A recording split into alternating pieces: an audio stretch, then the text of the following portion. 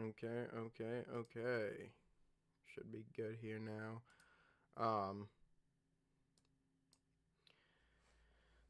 So, welcome to the Wrestling Pod. I am your host, Carlito Santiago, and today we're here to review, summarize what went down on Friday Night SmackDown right after WrestlePalooza. At this point, it really doesn't matter anymore. You guys got my birthday stream, of course, so, I want to first say thank you to everyone, family, friends who said happy birthday to me, if you end up watching this. But, most importantly, we are now on the road to Crown Jewel in Perth. So, the WWE schedule is heavy right now. Last week was WrestlePalooza, this week's NXT No Mercies, and in 2 weeks we get Crown Jewel. So a lot of things in wrestling are going down, but nothing big and important other than that. But we have something big and important going on this episode of SmackDown. So what went down? Let's find out. Cody Rhodes and Paul Heyman started the show. Ladies and gentlemen, my name is Paul Heyman. I'm sorry if that was too loud. Warning, headphone users. After the recap of WrestlePalooza, we went into a live arena where Paul Heyman was waiting in the ring to speak. He mocked Rhodes by asking what the crowd wanted to talk about, which led to chants for the OTC. Since it was announced prior to the show that the American Nightmare would be kicking things off, it wasn't surprised to see him come out to interrupt the Oracle. Surprisingly, Rhodes asked about Brock Lesnar before mentioning Seth Rollins. Braun Breaker and Bronson Reed showed up and joined them in the ring. Rhodes told him he grew up around bookers and warned them to keep an eye on Heyman because his loyalty is for sale. Rhodes ended up throwing the first punch to get ahead of the fight and held his own for a minute, but the Brawns eventually got the better of him because of the numbers game. Well, that's when voices started playing in people's heads, and Randy Orton came back, baby. His music hit, and he made the save, the Viper dropping Reed with an RKO, while Rhodes sent Breaker over the top rope with a clothesline. This was a pretty standard segment that was designed to lead into a tag team match at some point. Nothing groundbreaking happened, but it was fine for what it was worth. More hints to Randy Orton as he picks up Cody's title, to, of course, Randy wanting to get that number 15, I believe. They sold the injury to Corey Graves at the hands of Brock Lesnar by having Booker T fill in for him on commentary. Thank you, Booker. I rather Booker on SmackDown on a commentary team. I don't know why. It just feels right. So, the outfit they showed Cargill wearing when she arrived might be illegal in some places. I don't know what she was wearing, so if anybody can, fill me in on that, or actually, it's my show, what the fuck? Hold on. Check this out. We'll do this. Jade Cargill outfit SmackDown.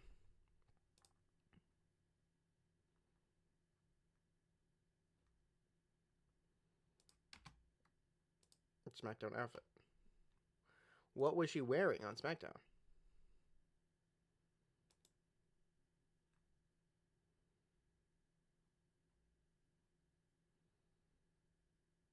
This?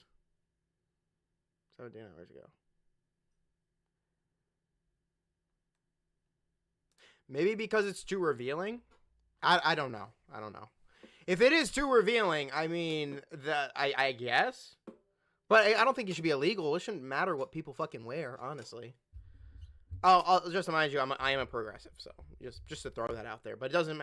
We're not here to talk about politics. We're here to talk about wrestling. It took Rhodes almost 3 minutes to say anything from the moment his music hit, and he took a sweet ass time getting to the ring and soaked in the crowd's response.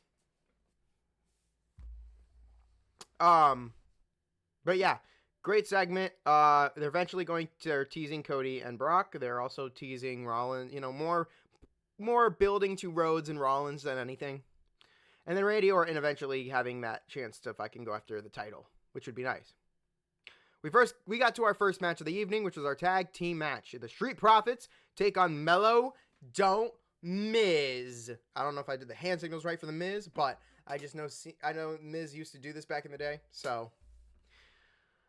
Last time we seen these guys in action, the Profits defeated Mello Don't Miz on an episode of SmackDown on August 29th, and the Profits lost to the Wyatt Six at Clash of Paris for the tag team titles. So this was a number one contender spot, or opportunity, I should say. The same two teams that fought for a number one contenders match for the tag team titles on August 29th went to battle again this week for the same opportunity. And did the results change? Hell no. Because, of course, Angelo Dawkins and Montez Ford took on Miz and Carmelo Hayes. The A-Lister and Ford started for their team. Mello provided a quick distraction that allowed his partner to get a 2 count with a roll-up. They maintained control until the show went to a break. Coming back, Ford was momentarily in control before he was spiked with a DDT by The Miz. Hayes was prepared to hit his finisher when The Miz tagged himself in, but this time, Mello stopped him. This allowed Dawkins to tag in, take over. The Profits were able to get the win because Hayes hesitated to save his partner. This was a solid match, but it lost some steam at the end. Ford and Hayes could have some incredible singles matches if WWE lets them cook. And I fucking agree. If you put those two in the mid-card division for an opportunity at the U.S. title, I guarantee they will kill it. 2 B- to really start off our show. But it's okay, because now it's going to get a bit sour. We had another tag team match, as Julia and Kiana James took on B-Fab and Michin. So, the second match saw another tag team match, B-Fab and Michin taking on Julia and her business associate advisor, Kiana James. So B-Fab and James started for their teams. The U.S. champion tagged in and took control after James was being double-teamed. They fought through a break into the next segment. James and Julia spent some time keeping B-Fab isolated, but she eventually made the hot tag to a fresh Michin. Michin, of course, hit her finisher on James, but Julia made the tag and hit her with the delayed Northern Light Bomb for the win. They really need to change that finisher. I think it looks fucking phony.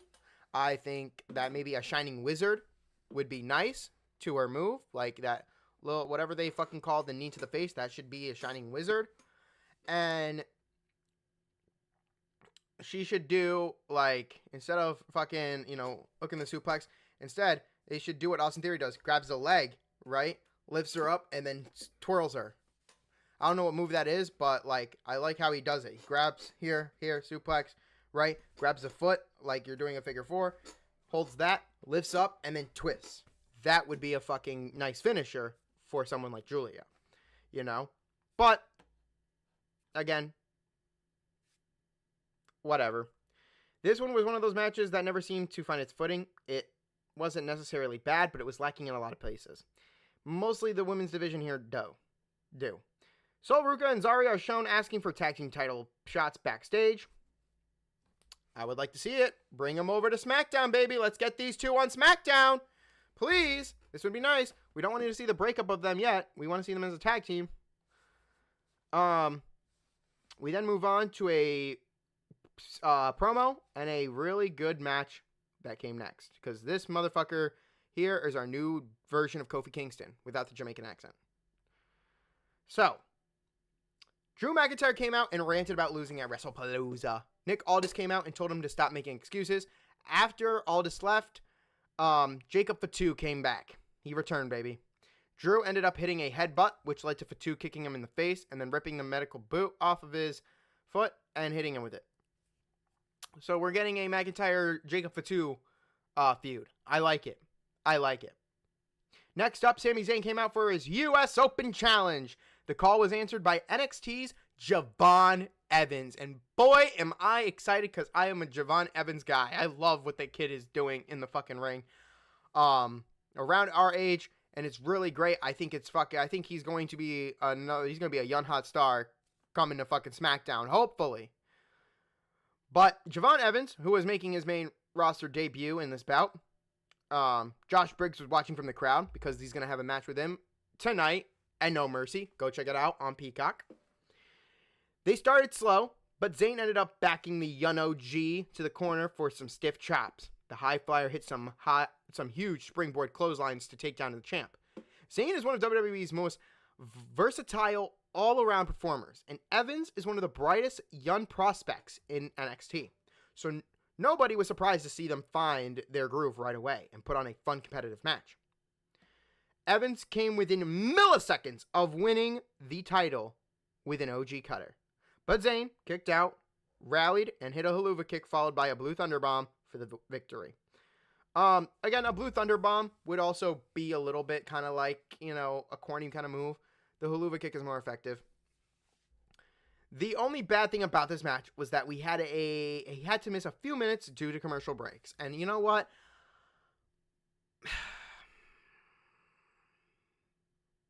I'm sick and tired. I've said this before. I'm sick and tired of these commercial breaks, man.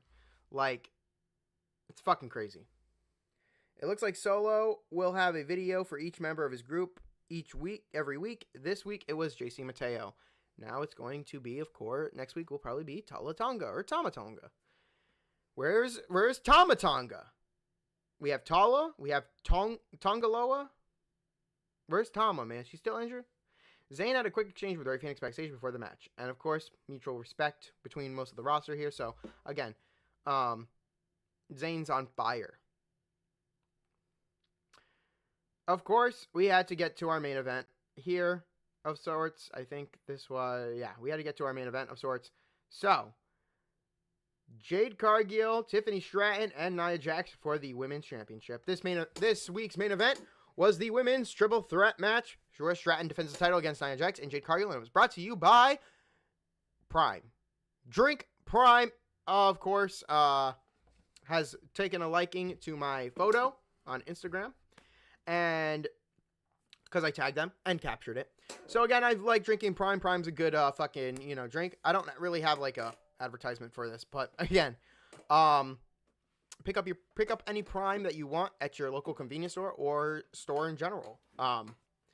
Yeah, that's all I gotta say. So shout out to Drink Prime. This was a rematch from Clash in Paris, so both challengers were hoping for a different outcome. The entrances and introductions took up too much time that the show went to a break about a minute into the match. All three women got in some good offense during the second segment, but again, it felt like they were cut short by a second commercial break, and these commercial breaks are going to dampen the grading. Jax ended up being slammed onto steel steps by Cargill, but she rolled back into the ring after a few moments. That was when things went horribly wrong. See, Tiffany was late to break up a pin by Cargill, so Jax covered for it by kicking out. When she laid down for Tiffany, she was originally supposed to. The referee stopped the count at 2 when there was clearly no kick out. The ref was obviously The referee obviously thought Jax would kick out like she did a moment earlier. So it was obviously a big series of miscommunications, and the majority of the match was decent, but nothing special. The ending being botched so clearly really hurt it all in the end. Grading this a D+, and what really should have been a better, should have been a better match than what we had. If they had better communication and they didn't have to go to commercial break, we could have saw everything out and we could have gave it the grading. We could have gave it a grade up. So, you know what? For this finale here, I think it's an F. They're being nice because of the action. Obviously, it was decent, but it can't be that decent if you're giving it a D+. I think this right here, this whole communication was the ending was terrible. So for that, I think with the miscommunication and with the commercial breaks, it's getting an F in my grade book. We're changing that D+ to an F. We also saw a couple things backstage. Of course, Jax was shown ripping up a flyer for Chelsea Green Secret Service backstage, and of course, Damian Priest. Happy birthday, Damian Priest. Didn't know it was your birthday yesterday, but happy birthday. Aleister Black took out Damian Priest with a black mask backstage, as of course he had threatened to, he meant to apologize to Kit Wilson for, of course, what he did last week. But Kit Wilson obviously poking the finger at Priest and then getting himself injured again. I don't know, man. I don't know. What was the final word? Well, right after Tiffany won, we had a stare down. A champion versus champion. Vakir, Stratton. See you in Parth for Crown Jewel. WWE is in a very busy period right now. We just had WrestlePalooza. We just had the WrestlePalooza event, but it already had No Mercy we already had No Mercy weekend. And of course, Crown Jewel in 2 weeks. Friday's show dealt with the fallout of WrestlePalooza quickly, so it could focus more on building up Crown Jewel. But it was also included the usual 4 matches we usually see on SmackDown. 2 tag team matches.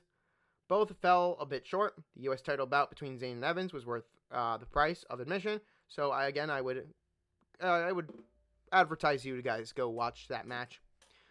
And the main event helped showcase three of the top women on the blue brand, but the botched ending completely killed it, so don't even go out of your way to see the ending. This was relatively lackluster and predictable SmackDown, but it's worth going out of your way to see the US title match, 100%. And because of that F grading, it's going to get a C-. The C- grading, of course, because of that F at the end, but everything else held up for what it was worth. If it wasn't for the Cody segment or the first tag team match, this would have definitely gotten an F grade. But to keep heads above water, a C- works perfectly here. They graded it a C, my grading a C-.